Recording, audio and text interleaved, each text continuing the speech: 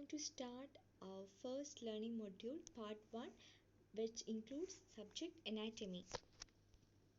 The contents which I have added are section A osteology, section B myology, section C nerve, section D arteries, and section E neuroanatomy. So coming to the first section, that is osteology. As we know that osteology is the study of bones, and the human skeletal system is divided into two types, axial skeletal system and appendicular skeletal system. So axial skeletal system consists of around 74 bones, which includes 26 vertebral bones, 22 skull bones, 1 hyoid, a 12 pair of ribs, and 1 sternum. Appendicular skeletal system total 132 bones, 64 upper limb bones on each side, 62 lower limb, and 6 ear ossicle. So next one is about types of bones. So we have around 5 different types of bones: long bone, short bone, flat bone, irregular bones, and sesamoid bones. Your humerus, tibia, fibula, radius, and ulna are examples of long bone. Short bone includes carpal bones and tarsal bone. Flat bones include sternum and scapula. Then vertebra and hip bones are irregular bones, and patella is an example of sesamoid bone. And here you have a certain few terminology in osteology, so you can remember. Okay. One is about, the first one is foramen. Foramen is a round or oval hole through a bone. Fossa, a shallow depression on a bone. Groove sulcus is a deep scratch or long narrow depression on a bone. Process where a bone articulates with the other bone, example condyle, facet, head, trochlea. Process where a bone attached to a tendon or ligament, crest, line or linea, malleolus, spine, trochanter, tubercle, and tuberosity. So these is about common terminology.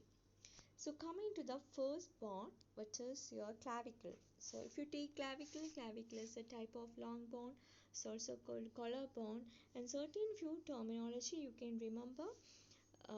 Conoid tubercle, trapezoid triangle, costoclavicular notch, nutrient foramen, and subclavian groove. Please note the spelling of costoclavicular notch. It is COSTO. Okay, it is costoclavicular notch. And the inferior surface of the clavicle, you can see inferior surface of a clavicle which presents an elevation, it is called the conoid tubercle, and a ridge which is called trapezoid triangle, which is not mentioned in the picture. And you can see the subclavian groove. You can see the subclavian groove here, and the oval impression on the inferior surface is called a costoclavicular notch. It has also got a nutrient foramen. So this is about clavicle. Just remember a few words: conoid tubercle, trapezoid triangle, subclavian groove, nutrient foramen, and costoclavicular notch. And it is a type of long bone, and it's also called collarbone. So second is about scapula. Scapula is a type of flat bone. It has got two surfaces, three borders, three angle, and three processes. Ankles are superior angle, inferior angle, and lateral angle, which is also called glenoid angle. Processes are spinous process, acromion process, and coracoid process. Borders are lateral border, medial border, and superior border. Surfaces, two surface, dorsal surface and costal surface, which is also called subscapular surface, which has also got a crestiospine which divides the scapula into supraspinatus fossa and infraspinous fossa. It is spinous, okay, supraspinous fossa and infraspinous fossa.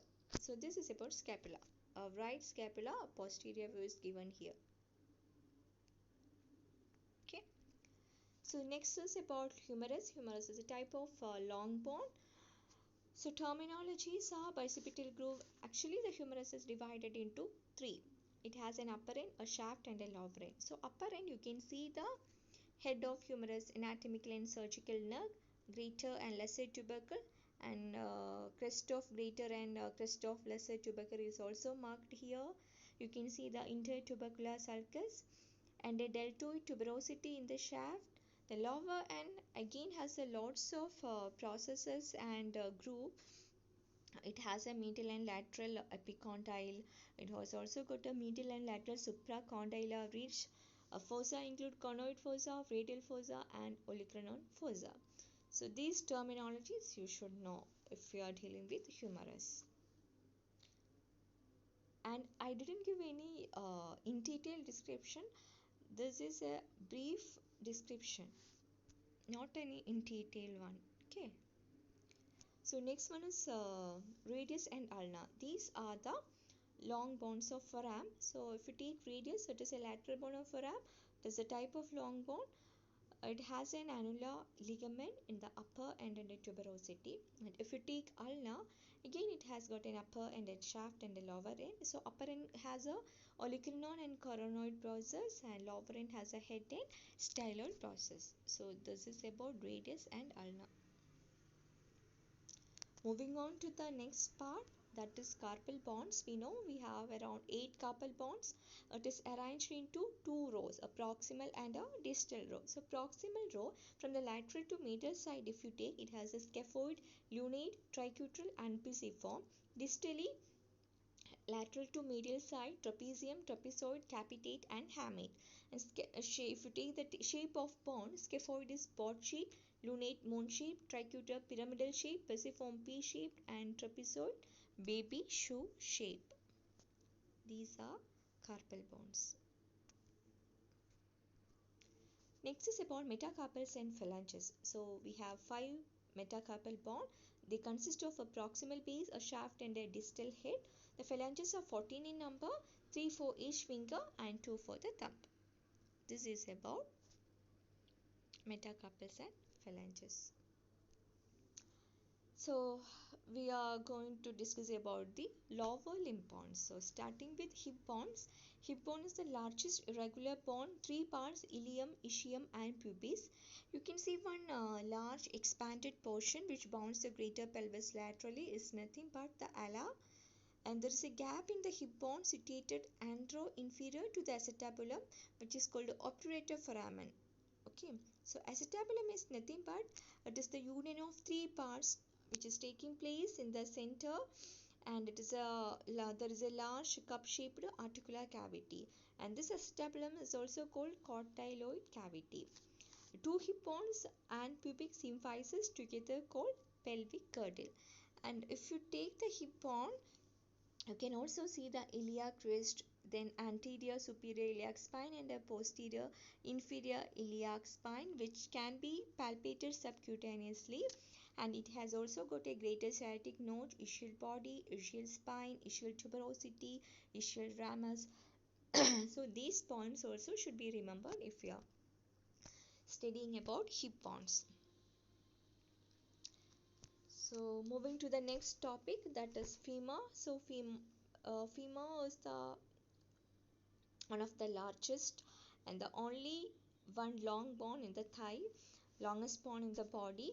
Okay, and it consists of a head, neck and 2 bony process, that is greater and lesser trochanter in the upper end. So mainly this bone is divided into 3 parts: upper end, a shaft and a lower end. A prominence of variable size occurs at the junction of the upper part of the neck with the greater trochanter and is called the tubercle of the femur. And the lower end is expanded to form a large condyles, medial and lateral epicondyle, and the medial end has a adductor tubercle. It is a small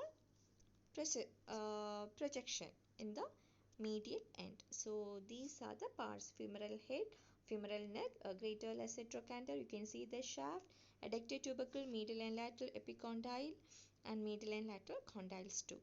Okay. So next bone is tibia and fibula. So same like in upper end you have the radius and ulna, right? So here you have the lower end tibia and fibula. These are type of long bone. Okay. So tibia, if you take medial and larger bone of leg, it has an upper end, a shaft and a lower end. Upper end medial condyle, lateral condyle. So usually for other bones, these condyles are present at the lower end. So but here in tibia, The medial and lateral condyles, along with the intercondylar area and tuberosity, are located in the upper end. Lower end, it has a medial malleolus. It is medially prolonged downwards. So that is about tibia. And if you take fibula, it is situated laterally, smaller bone of flip. Again, it has an upper end, a shaft, and a lower end. And in the upper end, you can see one constriction just below the head, which is called neck of fibula. And lower end extended downward to form the lateral malleolus. So right tibia and fibula, both anterior and posterior views are given here. So whatever bony landmarks and other things which we have discussed is given in this diagram. Okay. So next is about tarsal and metatarsal. The foot and ankle form a complex system which consists of 28 bones, 33 joints, 1 12 ligaments, which is controlled by 13 extrinsic and 21 intrinsic muscles, divided into three parts: forefoot, midfoot, and hindfoot. So forefoot includes the metatarsal, phalanges, and sesamoid bones. A midfoot includes uh, 5 bones out of the 7 tarsal bone, which are the navicular bone, cuboid, and medial, middle, and lateral cuneiform. And the hindfoot includes talus and calcaneus. So whatever I have described, so for brief outline, okay, I didn't explain anything in detail, or I didn't give any in detail description of osteology. So this is just to if you want to prepare for any viva or any other competitive exam, it will be useful for you. The coming section contains the the axial skeletal system. So we have discussed the appendicular skeletal system. So the next topic is axial skeletal system, which I'll be presenting in the next video, which includes your vertebral column, the skull bone, ribs, sternum, and other things. Okay, so I hope all of you understood. So if you have any doubts or any further clarification or any other suggestions on comment, you can mention in the comment box. And if you like this video, you can share, you can subscribe, you can also click the bell icon. Okay, thank you for watching my video.